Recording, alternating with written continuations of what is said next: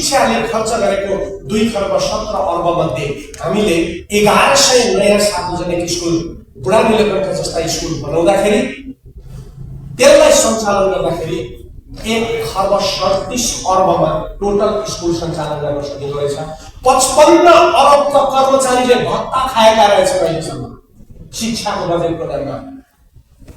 तलब छ र यी सबै कर्मचारीका विदेशी विश्वविद्यालयका त्यो एफिलिएटेड कलेजहरू रहेछन्, उनीहरू भित्रपट्टि बाहिरहरूले चलाउने। त्यसकारण बजेट बचाउन सकिन्छ भन्ने हामीले हिसाब निकालेका छौँ। हामीले कृषिको मोडल गरेका छौँ। कृषिको मोडल भने ढाका जिल्ला जसले खेती गर्छ उसले जोत्नुपर्छ। त्यसकारण अहिलेका सबै कृषि विश्वविद्यालय र कृषि कलेजहरूलाई क्लर्क उत्पादन गर्ने होइन, किसान उत्पादन गर्ने बनाउने हो। सायद देशमा यी कृषि कलेजले आज 200 कृषक जन्माइदिएको थियो भने देश कहाँबाट कहाँ पुग्थ्यो।